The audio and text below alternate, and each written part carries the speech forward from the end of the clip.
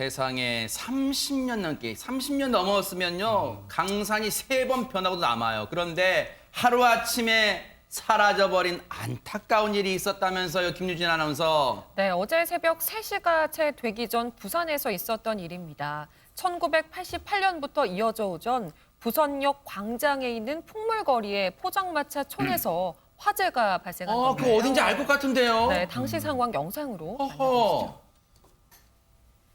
영업이 끝난 새벽녘 부산역 포장마차 촌입니다. 갑자기 한 가게에서 불꽃이 일더니 아이고. 그대로 옆 가게로 불이 번지는 펑 한 상황입니다. 소리 난것 같아요, 지금. 네, 네. 맞습니다. 이때 마침 불어온 강풍이 불쏘시개 역할을 하는 바람에 삽시간에 주변에 있던 다른 가게들에도 불이 옮겨붙고 세상에. 말았는데요. 이렇게 무서운 속도로 확산한 불은요. 겨우 아이고. 3분 만에 포장마차 11곳을 집어삼켜 버렸습니다. 아이고. 게다가 불이 난 포장마차 뒤편 주차장에 있던 차량 5대도 완전히 아이고, 불에 탔는데요. 세상에. 현장은 정말 앙상한 철골만 남은 이 황망하고도 허무한 모습이었습니다. 김복진 의원님. 저렇게 폐허로 변하는데 불과 3분밖에 안 걸렸답니다. 세상에.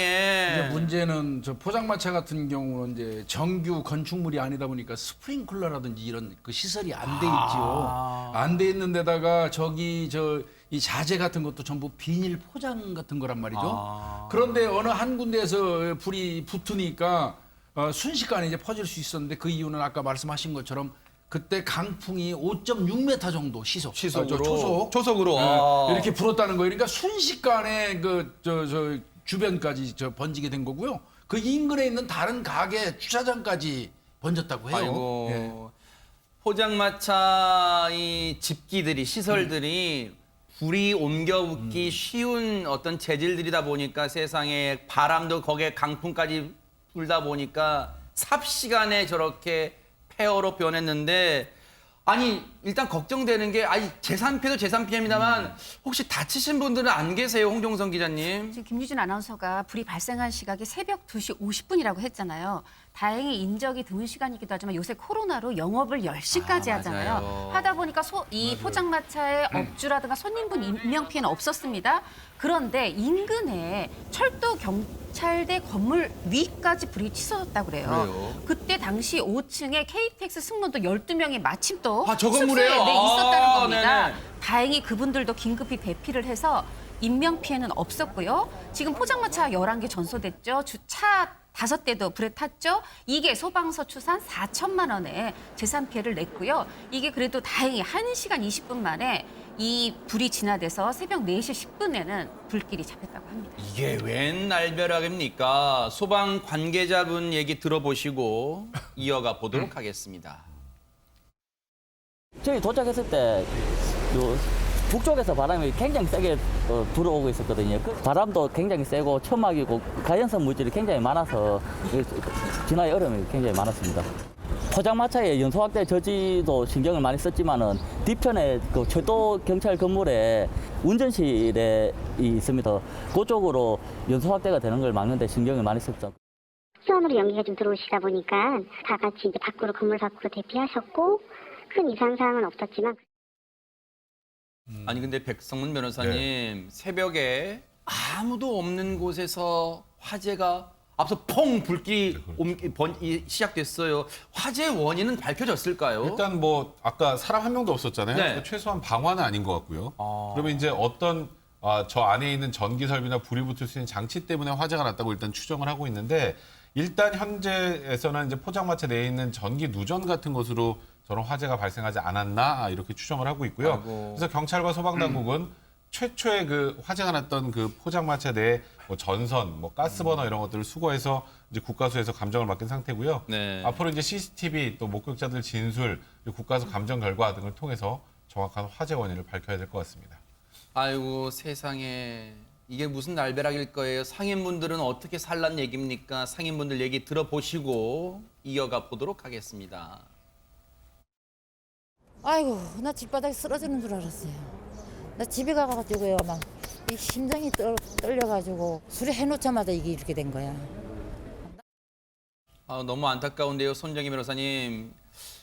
물론 화재 원인 일단 뭐 조사 중입니다만 혹시 저 화재를 미연에 좀 방지할 수는 있었을까요? 어떻습니까? 포장마차라는 곳은 음식을 조리해야 되니까 기본적으로는 LPG 가스톡이라든가 연탄불 같은 화기들을 취급하기 때문에 사실은 화재 위험이 높죠. 그런데 반면에 무허가 임시 건물들이 많다 보니까 소방법상 특정 소방 대상물에는 또 포함되지 않는 사각지대인 겁니다.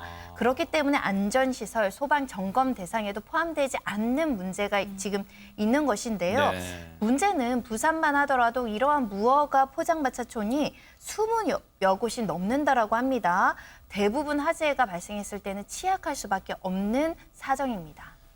그런데 우리가 무허가라고 이 피해 보상에서 손 놓을 수는 없어요. 김복준 의원님, 예, 예. 사실 저 포장마차는 누군가에게는 전 재산 같은 삶의 터전 아니겠습니까? 그렇습니다. 이게 관할구청 같은 데에서는 이제 무허가 건물이다 보니까 위생 점검 같은 건 하는가 봐요. 그 이제 음식물을 조리하니까. 그런데 이제 기본적으로 소방 관련된 거는 무허가 건물은 해당이 안 된단 말이죠. 그러니까 전기 시설이라든지 이런 거 등등에 대해서는 점검할 수 있는 권한도 없고 하는 부서도 없는 거예요.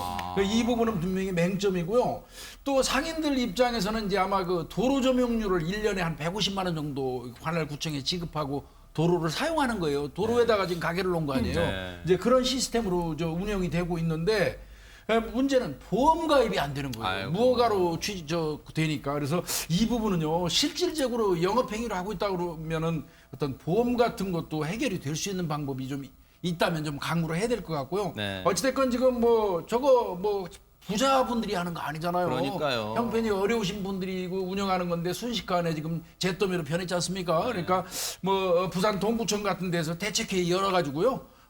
점포 상인들 어떻게 도와줘야 되는지 지원 방안을 맞아요. 찾고 있다고 그래요. 좀 잘 좀 협의해서 좀 도와줬으면 좋겠습니다. 정말 예. 김복준 의원님이 좋은 말씀해 주셨어요. 앞서도 말씀드렸지만요, 우리가요 법 좋아하지 마세요. 이걸 뭐 법대로 무허가니까 지자체에서 보상해줄 의무 책임 없다 하지 마시고요. 포장마차가요 코로나 국면 아니면 우리가 평상시 같으면 삶의 애환을 다 얘기하는 곳이잖아요. 그 업주분하고 한 잔 얘기하면서요 이 어묵 국물에요 바로 그런 곳입니다. 우리의 정서가 담겨 있는 그곳이니까 정말 지자체에서 따뜻한 마음으로 한번 해결책을 강구해 주시기를 부탁을 드리겠습니다.